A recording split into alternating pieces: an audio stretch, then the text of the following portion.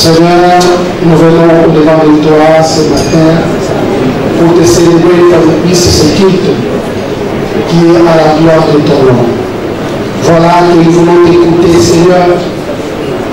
Je ne serai que simple envoyer une bouche autorisée pour communiquer par réelle pensée à ton peuple ce matin.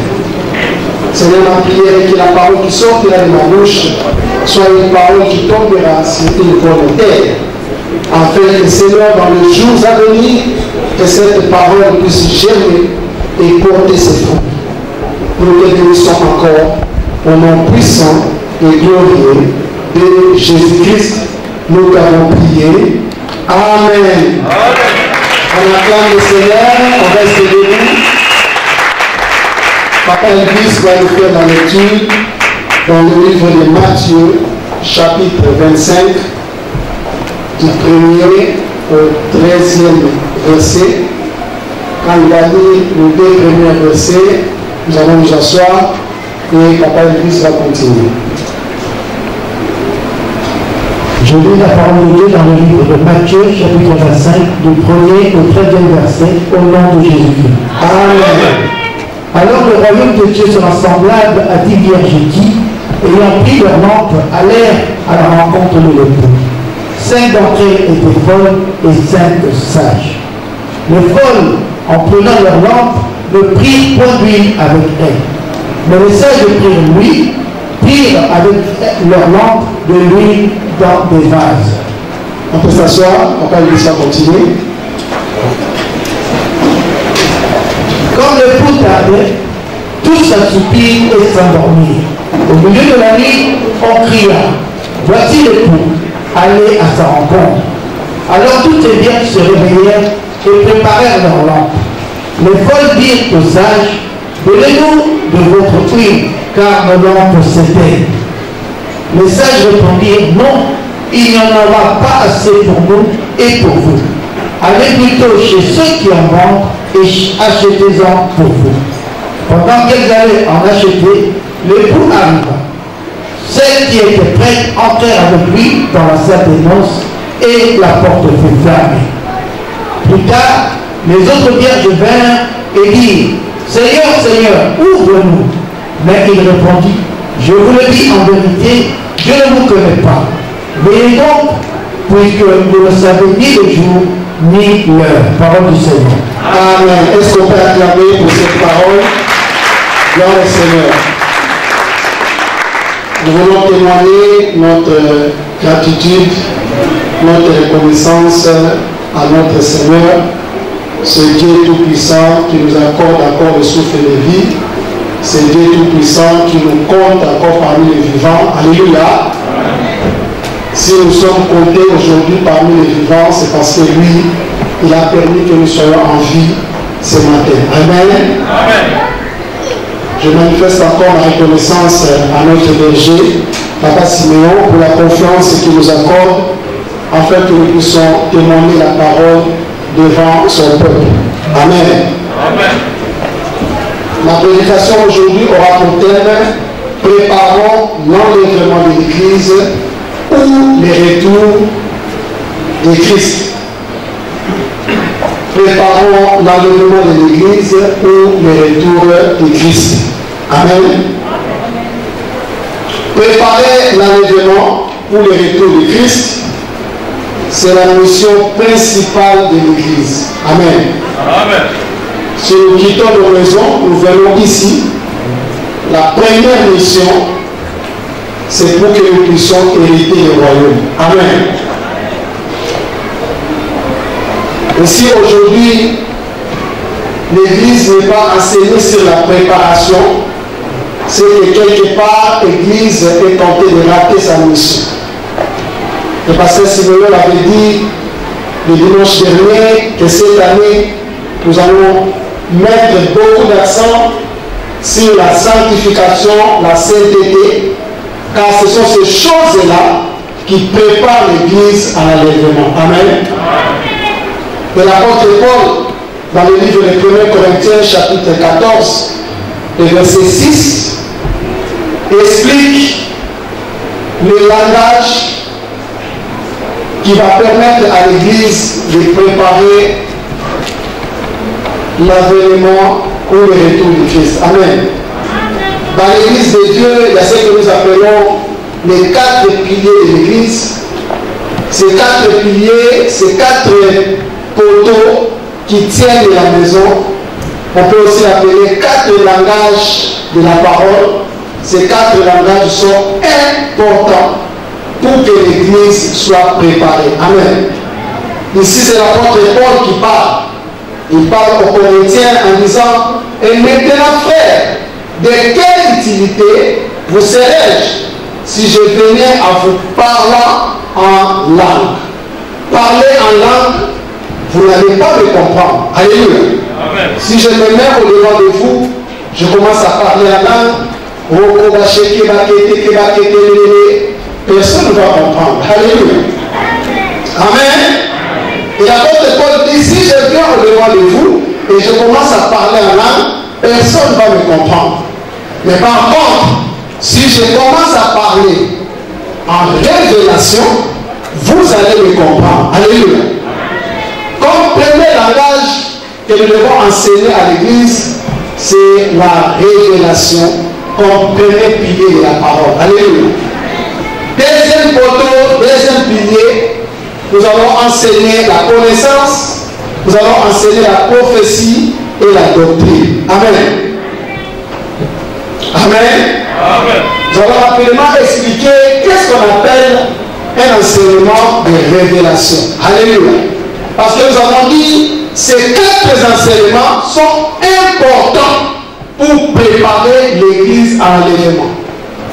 Et dans l'Église de Dieu, ces 4 enseignements, on doit les trouver. Alléluia. C'est le premier enseignement qu'on doit trouver dans l'Église, c'est l'enseignement qu'on appelle l'enseignement de révélation. C'est quoi l'enseignement de révélation? C'est tout enseignement qui explique la pensée cachée de Dieu dans les Écritures. Quand on nous enseigne la pensée cachée de Dieu. Si vous allez dans le livre de l'Apocalypse, chapitre 12, le verset 1er, Apocalypse, chapitre 12, le verset 1er, la Bible dit ceci: un grand signe apparut dans le ciel, une femme enveloppée du soleil, la lune sous ses pieds et une couronne de 12 étoiles sur sa tête. Comment expliquer cela? Si on explique cela, cela signifie qu'on est tenté de nous dispenser ce que nous appelons l'enseignement des révélations. Parce qu'il y a une pensée cachée. Mais il y a que les ministres de Dieu qui peuvent vous expliquer cela. Et si l'Église n'est pas enseignée sur la révélation, l'Église ne sera pas préparée. Alléluia. Deuxième enseignement qu'on doit trouver dans l'Église, c'est l'enseignement des connaissances. C'est quoi l'enseignement des connaissances? C'est tout enseignement qui nous explique comment le diable nous combat. Alléluia. Tout enseignement qui nous explique le combat spirituel. Dans cet enseignement, on va nous expliquer les autels sataniques ou dit les autels de famille. Dans cet enseignement, on va nous enseigner les lois établies de famille. On va nous enseigner les alliances. Toutes ces choses font partie de ce que nous appelons un enseignement de connaissance. Alléluia. Il y a une histoire dans le livre de Marc chapitre 5, l'histoire de ce fou de Gadara. Marc chapitre 5 verset 9, l'histoire de ce fou de Gadara. La Bible dit, il lui demanda: quel est ton nom? Les gens est mon nom. Lui répondit-il: car nous sommes nombreux. Comment expliquer que dans le corps d'une personne, il y a plusieurs esprits? Quand on se met à vous expliquer cela, cet enseignement-là, on l'appelle enseignement des connaissances. Est-ce que quelqu'un me suit? Est-ce que quelqu'un comprend? C'est très important de comprendre ces choses. Troisième pilier, troisième enseignement dans l'Église, c'est l'enseignement qu'on appelle prophétique. L'enseignement prophétique, c'est tout enseignement qui nous explique les choses à venir, ce qui va arriver dans les jours prochains. Amen. Si nous lisons dans le livre de Daniel, chapitre 9, le verset 24, Daniel 9, 24, on donne cette vision. Écoutez, 70 semaines ont été fixées sur ton peuple et sur ta ville sainte pour faire cesser la transgression et mettre fin au péché, pour expédier l'iniquité et amener la justice éternelle, pour sceller la vision et les prophètes, et pour rendre les saints des saints. 70 semaines a été fixé sur ton peuple. Quand on va commencer à expliquer les 70 semaines que Dieu a fixées sur nous, cet enseignement-là, on l'appelle enseignement prophétique. Dans l'enseignement prophétique, on va expliquer les retours de Christ. Dans l'enseignement prophétique, on va expliquer la guerre de Gog et Magog. Dans l'enseignement prophétique, on va expliquer les signes des temps de la fin. Quand on vous parlera des choses de la fin, quand on va commencer à parler de la révélation prophétique, c'est-à-dire on va utiliser la révélation pour pouvoir comprendre la prophétie. Cet enseignement-là s'appelle enseignement prophétique. Amen. Est-ce que quelqu'un me comprend? Amen. Ces enseignements sont très utiles pour l'Église. Et le dernier enseignement, c'est ce que nous appelons l'enseignement doctrinal, la doctrine. La doctrine, c'est expliquer les fondations de la vie chrétienne. Quand on vous enseignera sur le baptême, c'est quoi le baptême? Pourquoi on doit passer par les eaux de baptême? Ça, c'est la doctrine. C'est les bases de la vie chrétienne. Les apôtres ont dit Jésus-Christ, apprends-nous à prier, comme Jean a montré à ses disciples. C'est-à-dire, quand on vous montre comment prier, ces enseignements-là, c'est les enseignements de doctrine. Alléluia. Mais ne soyez pas étonnés de voir que la plupart de nos sœurs, quand ils prient, ils ont la tête voilée. Peut-être que toi tu ne le fais pas parce que tu n'es pas enseigné pour l'instant. Mais le jour où on va enseigner qu'une femme ne peut pas prier, si sa tête n'est pas voilée, ces enseignements-là, c'est la doctrine, c'est-à-dire c'est les bases de la vie chrétienne. Alléluia. Dommage que ces enseignements aujourd'hui, dans nos églises, sont devenus rares. Quand on vous enseignera sur la nouvelle naissance, quand on vous enseignera sur le Saint-Esprit, quand on vous enseignera sur les ministères de la femme, beaucoup sont peut-être étonnés. Depuis qu'ils viennent dans cette église, ils n'ont jamais vu une femme modérée, ils n'ont jamais vu une femme prêcher du bord de la chair. Ils se demandent dans cette église, mais comme on ne prêche pas, mais le jour où on va t'enseigner qu'une femme ne peut pas se mettre debout devant l'assemblée des saints pour prêcher la parole, cela fait allusion au coq qui ne pourra jamais égaler la poule. Il n'y a que les coqs qui crient cocorico parce que le coq a la crête. Et quand vous regardez la coque, les coqs plutôt ici, vous voyez qu'il y a une déformation de sa gorge. Mais la poule n'a pas de crête rouge, signe de l'autorité, et sa gorge est plate. Alléluia. Quand on commencera à vous expliquer ces choses, ces enseignements-là, on appelle ça l'enseignement de doctrine. Tous ces enseignements sont très importants pour préparer l'Église à l'enlèvement. Alléluia. Amen. Nous venons de lire ce long chapitre du 1er au 13 de Matthieu chapitre 27. Cette histoire, c'est une parabole. Une parabole n'est jamais une histoire vraie. L'histoire de 10 vierges n'est pas vraie. Est-ce que quelqu'un me comprend? C'est une parabole. Alléluia. Alors c'est quoi une parabole? Parce que dans cette parabole de Matthieu 25, parabole de 10 vierges, nous avons expliqué comment procéder à l'enlèvement, comment préparer l'église à l'enlèvement. Mais vous devez savoir c'est quoi une parabole. Une parabole, c'est quand on utilise. Quelqu'un peut me dire ça, voilà. C'est quand on utilise, déjà, parabole veut dire comparaison. Hein? C'est une comparaison pour expliquer les choses spirituelles par les images terrestres de la vie de tous les jours. Alléluia. Amen. Donc si Jésus-Christ aujourd'hui était avec nous, il allait donner des paraboles par rapport à la vie des Congolais aujourd'hui. Est-ce que quelqu'un me comprend? Les paraboles sont données selon la vie de ces temps-là.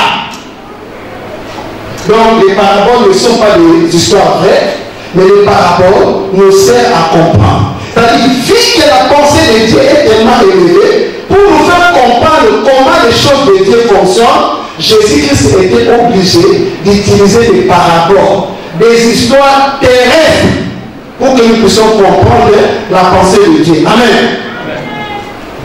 Il y a beaucoup de sortes de paraboles. Même les proverbes, ce sont des paraboles. Alléluia. Mais il y a une grande différence entre une parabole et une allégorie. Alléluia. Une allégorie, c'est quand on utilise les images pour représenter une idée. Je vais expliquer cela. Si vous allez plus loin dans le livre de Matthieu, dans le livre de Jean chapitre 15, Jésus-Christ parle que lui, Jésus-Christ, il est le cep. Le cep, c'est l'arbre. Amen.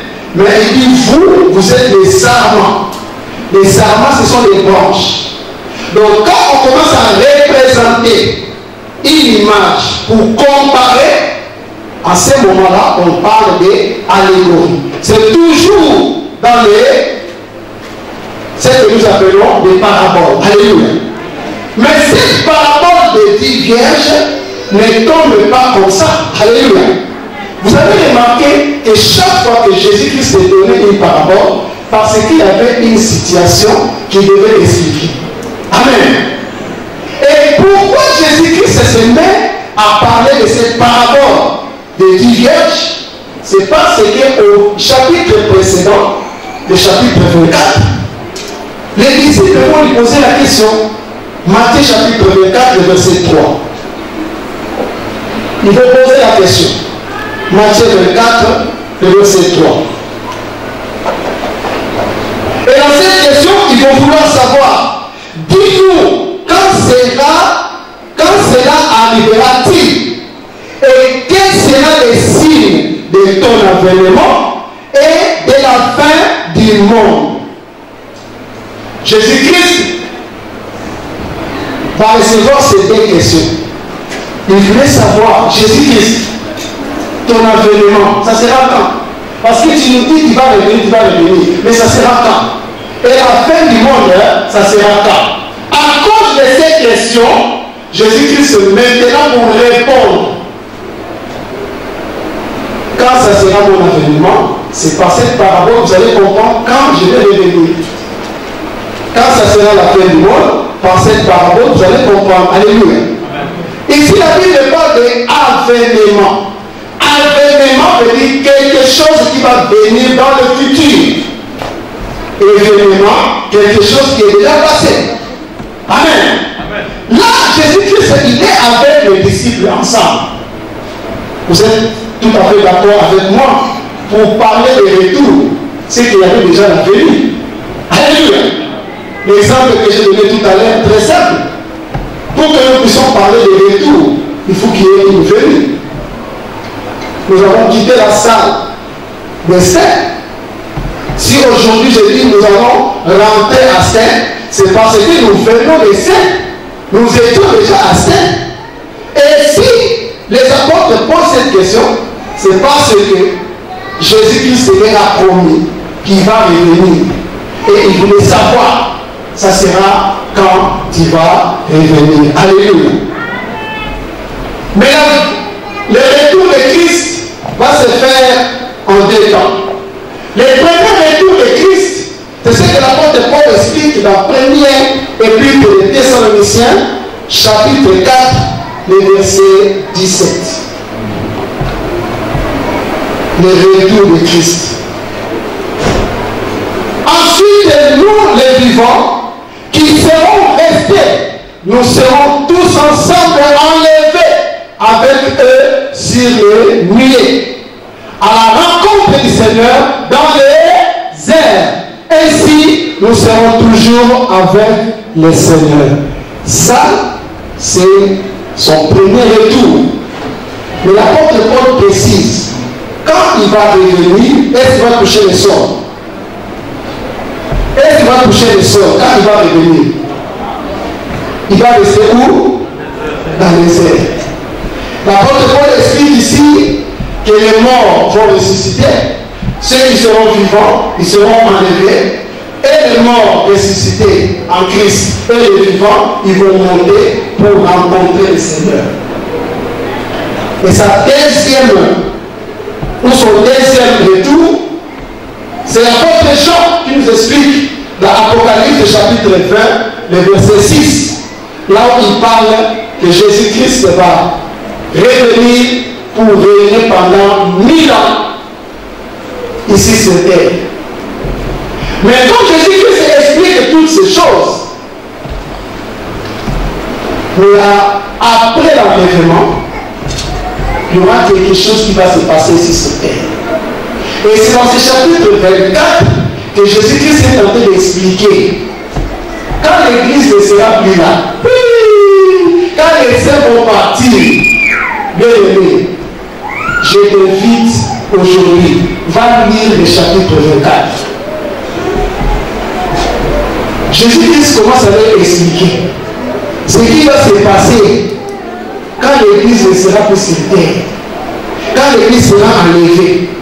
Il y aura des faux pasteurs, des faux Christ qui vont venir vers nous, qui vont séduire beaucoup de monde.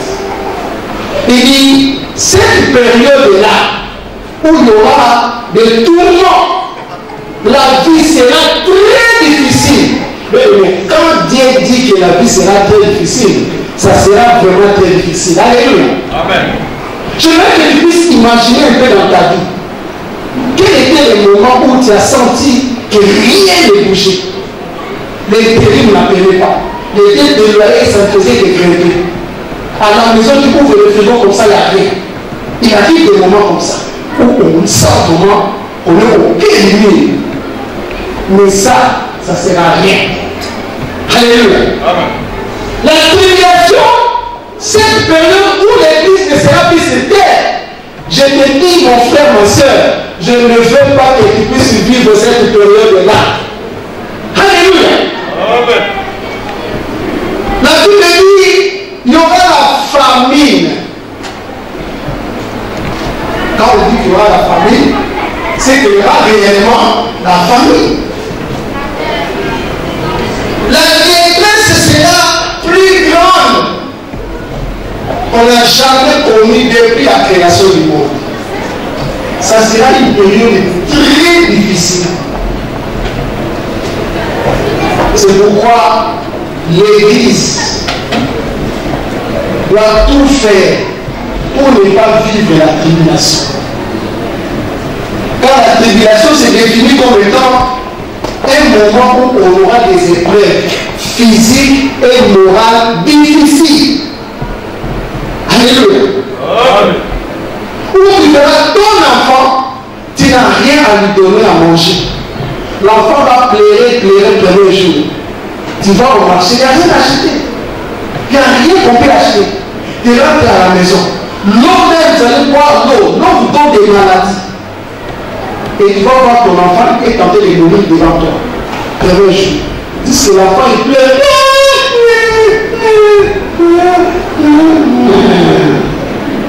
Devant toi, ton fils est en train de mourir. Tu ne peux rien faire. Je veux qu'on puisse bien imaginer la tribulation. Où tu as vraiment faim, mais tu ne sais pas qu'est-ce que tu vas manger. Alléluia. Je disais une fois dans ma vie, j'ai eu vraiment faim. C'était au Tchad. C'est là où j'ai compris que avoir faim, c'est grave. Hein? J'ai commencé à avoir des vertiges. J'allais chez un frère qui était derrière pour aller manger là-bas. Mais en cours de route, je devais tenir le mur comme ça. Avec la chaleur, j'avais les vertiges. J'ai dit, hey, ça fait comme ça. Mais ça même c'est rien. Moi je partais pour manger quelque part au moins. Mais ces jours-là, il n'y aurait rien à manger, mon frère, ma soeur. Aujourd'hui, tu viens prier ici. Certaines personnes, même pour le voir à l'église, il faut que le pasteur Simon les appelle. Et là, quand tu le vois ici, non, papa, je suis toujours avec vous. Mais quand ça sera la tribulation, pasteur Simon ne sera plus là parce qu'il est déjà enlevé. Qui va passer la parole? Alléluia. La Bible dit même ceux qui vont vouloir prier le Seigneur, ils seront persécutés. Aujourd'hui même, on te laisse la liberté de servir Dieu, mais tu les fais à d'autres façons. À ce moment-là, si on entend seulement ta voix qui est en train de prier, on vient te tuer. Est-ce que tu vas prier? Je ne veux pas que tu puisses vivre de la tribulation. Alléluia. Est-ce qu'on peut acclamer le Seigneur? Les apôtres ont eu peur. Ils ont eu peur. Mais Jésus, ça c'est comme ça. Ah là là là là là là. Il dit bon, ça va se passer quand? Matthieu 24, verset 36. Jésus-Christ lui a répondu, personne ne connaît les jours. Personne ne connaît les jours. Que ce soit moi, je ne connais pas les jours. C'est le Père qui connaît les jours. Alléluia. Amen. Vous avez commencé à te préparer dès aujourd'hui. À l'instant où je te parle, commence à te préparer déjà, mon frère et ma soeur. Alléluia. Mais Jésus-Christ va leur donner quelques indices. Il dit, vous voulez savoir quand cela va arriver. Mais ça sera de même à l'époque de Noé. Alléluia. Amen. Alléluia. Amen. Il dit, à l'époque de Noé, les gens faisaient quoi? Manger, marier leurs enfants, acheter des voitures, hein? C'était des Mercedes. Hey! Les gens allaient dans des beaux magasins, achetaient des beaux vêtements. Alléluia. Amen. Les gens construisaient des maisons. Alléluia. Les gens faisaient tout ce qu'on fait aujourd'hui. Mais à côté, Noé était en train de construire l'arche.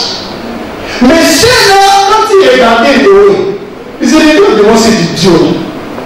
Mais celui qui construit un bateau et qui nous dit qu'il y aura la pluie, il faut qu'on vienne s'abriter là-bas. J'ai malade celui-là. C'est la même chose quand tu te dis aujourd'hui. Tu te dis, est-ce que c'est que le pasteur est en train de dire l'enlèvement, est-ce que c'est vraiment vrai? Mais c'est la même chose. Si tu continues à lire la Bible, ils étaient surpris. Quand la pluie a commencé à tomber, Dieu a fermé l'arche. C'est à ce moment qu'ils ont dit, nous avons raison. Bien aimé, je ne veux pas que ça soit trop tard pour toi. Tu dis, hey, c'est le pasteur Simon qui disait à la radio, c'était vrai. Mais ça sera trop tard. Alléluia. Nous ne sommes pas contre les choses de ce monde. Loin de là. Dans Matthieu chapitre 6, verset 33, la Bible dit, cherchez premièrement quoi? La justice et les restes vous sera. Les restes c'est quoi? C'est tout ce que toi tu cherches. Dieu n'est pas contre le matériel. Mais Dieu te dit, ne placez pas le matériel au premier rang. Vous savez, beaucoup de gens quand ils prient, dans leur prière, c'est seulement les demandes. Dieu, tu vois ma maison, tu vois mes enfants, Dieu, tu vois, je suis jusqu'à 40 ans célibataire, Dieu, tu vois, je suis dans ce mariage, ça fait déjà 3 ans, je n'ai pas d'enfant. Les gens oublient que notre Dieu siège au milieu des louanges et des. Si tu veux parler une semaine, ne demande rien, adore seulement Dieu. Alléluia. Nous sommes devenus égoïstes. Jamais personne ne se met par terre. Dit Dieu, change-moi. Cette vie de regarder les choses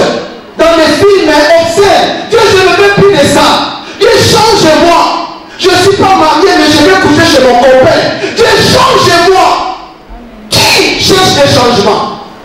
Nous prions toujours s'il est besoin. Seigneur, je vais avoir des permis. Souvent nous demandons des choses pour prouver aux autres. Alléluia. La maman dit, ma petite sœur, toutes ses filles sont mariées. Mais moi, mes filles là, vraiment là. Il m'a dit, même si tu veux donner des offrandes, si c'est des conneries ici, là, c'est zéro, ma soeur. Parce que ton intention n'est pas bonne. Nous demandons à Dieu premièrement pour que la gloire de Dieu se manifeste. C'est pas pour toi. Si Dieu va te bénir, c'est pas pour toi. C'est pour que ta gloire se glorifie. Quand tu demanderas la gloire, ne sera pas pour toi. La gloire sera pour Dieu. Amen. Nous sommes pas contre les choses de ce monde. La Bible dit, à quoi bon de gagner le monde et de perdre son âme? Gagner le monde, bien aimé. Tu vas avoir un grand mariage avec 15 limousines. Maintenant, les gens se marient à Dubaï. Bien aimé, je n'ai jamais vu quelqu'un enterré avec sa femme. Je n'ai jamais vu. Alléluia. Tu vas tout seul. C'est pourquoi Jésus-Christ dit, ces jours-là, il y aura des personnes, ils sont tentés de faire le chant. Un va rester. C'est pour dire que le salut est individuel. Je vais m'adresser à nos jeunes enfants. Vous venez à l'église, c'est très bien. Mais ne venez pas parce que c'est les parents qui vous amènent. Amen. Vous devez décider de vous-même. Maintenant, je dois donner ma vie à Jésus-Christ pour pouvoir les servir. Et qu'un jour, quand l'église sera enlevée, moi aussi je sois enlevé. Sinon, ta maman va partir, toi tu vas rester. Comme tu as l'habitude, chaque 8 heures, tu le fais, maman, à l'école, ils ont demandé 15 €. Tu frappes à la porte, maman n'est pas là. Elle est où? Elle est où? Maman est partie. Quand tu venais à l'église, comme ça. Alléluia. Alléluia. Amen. Que le Seigneur bénisse une personne. Amen. La tribulation va régner, va durer 7 ans. Ça sera nous. Hein? Vous savez, si tu passes seulement 1 mois de galère, c'est comment? 1 mois de galère. Ou l'huissier qui appelle, ou ton bailleur appelle, ou ton téléphone est coupé, ou il n'y a plus de provisions, tu commences à appeler ta soeur, s'il peut t'amener un peu de semoule, ça c'est 1 mois. Mais la tribulation va venir comment? 7 ans. Je ne sais pas si tu vas résister. Je ne pense pas. C'est pourquoi tu as intérêt aujourd'hui à préparer ton cœur à l'enlèvement. Prépare ton cœur à l'enlèvement aujourd'hui. Alléluia. Vous savez, quelque chose peut encore nous handicaper. C'est la mort. Alléluia. Mais je ne comprenais pas avant pourquoi l'apôtre Paul disait pour moi la mort était gain. Parce que quand nous disons, la Bible dit que nous les vivants, nous n'allons pas précéder les morts. Mais qui sont ces morts-là? Est-ce que c'est tous les morts? Non! C'est les morts en Christ. Alléluia! C'est pour dire, même si je meurs, je dois mourir dans le Seigneur. Je dois mourir dans le Seigneur. Parce que quand je meurs dans le Seigneur, je suis sûr, les jours de l'enlèvement, je vais sortir de la terre et je vais monter. Alléluia! Beaucoup se posent cette question. Mais où sont les morts en Christ? Alléluia. Luc chapitre 16, verset 29, nous dit que les morts en Christ sont dans ce que nous appelons les saints d'Abraham. Ça dit qu'ils sont dans un repos. Mais ceux qui ne connaissent pas Dieu, ils sont dans le tourment. Alléluia. J'ai demandé au premier culte une femme qui a perdu son mari, ou comme d'habitude, le 12 quand vous perdez quelqu'un de cher, on verse ses larmes, on pleure, on va extérioriser, n'est-ce pas, sa douleur. Mais cette femme était zen. Et j'ai compris parce que quand on a posé la question, je dis, je sais là où mon mari est parti. Je sais qu'il est parti dans le ciel d'Abraham, il est dans les repos. Et que les jours de l'enlèvement, mais il est nécessaire pour partir. Donc je suis dans la joie pour lui. Oui. La tristesse peut être là, mais je manifeste plus de la joie. Alléluia. Même si nous devons mourir, même si la mort peut nous trouver aujourd'hui ou après-demain, Bien-aimé, que la mort te trouve dans le Seigneur. Même si tu es malade, oh le cancer, oh telle maladie, même si cette maladie va te tuer, cette maladie va tuer ta chair. Mais ton esprit, il est au Seigneur. Alléluia. Il n'y a rien qui peut nous empêcher. Alléluia. Pour continuer aujourd'hui, la semaine prochaine, je vais continuer pour montrer maintenant comment on doit préparer l'église à l'enlèvement. Alléluia. Parce que cette parabole, je l'ai dit tout à l'heure, que cette parabole est terrestre. Mais le mariage que Jésus-Christ parle ici, ce n'est pas un mariage de Congolais. Alléluia. C'est un mariage hébraïque. Donc nous allons étudier la semaine prochaine comment les Hébreux mariaient leurs enfants.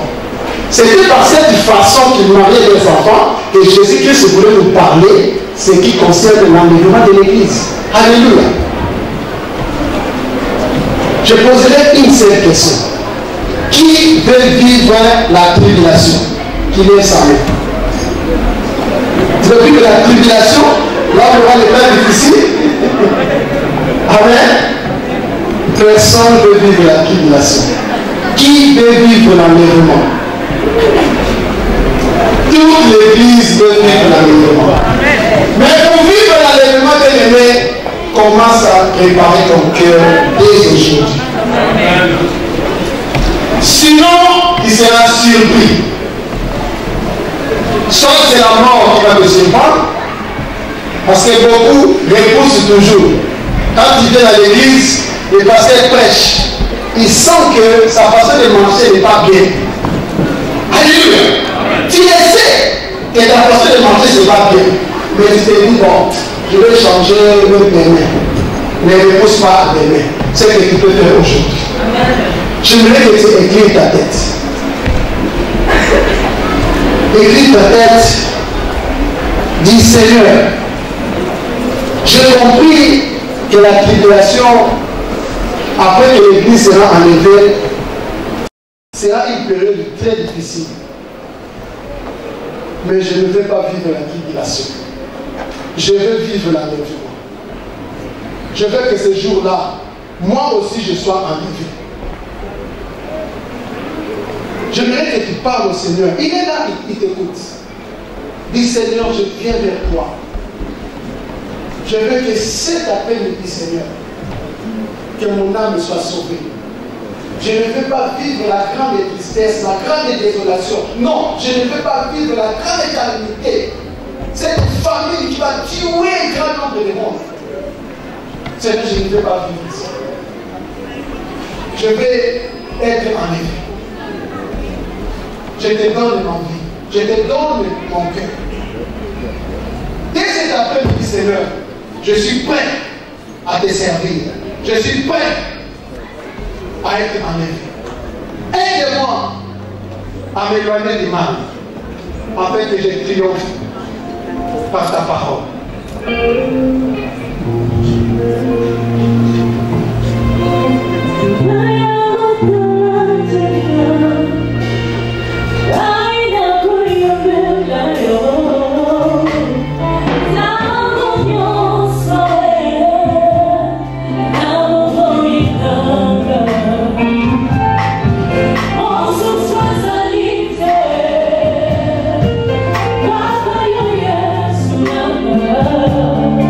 Eu vou ver aqui.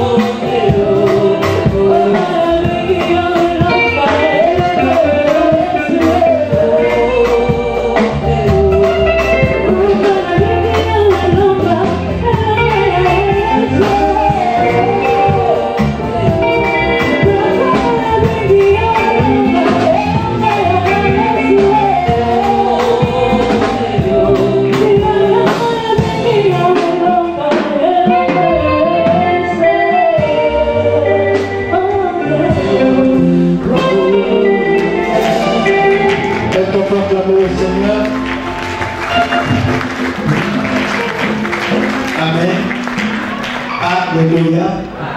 Y a-t-il quelqu'un qui est béni ce matin?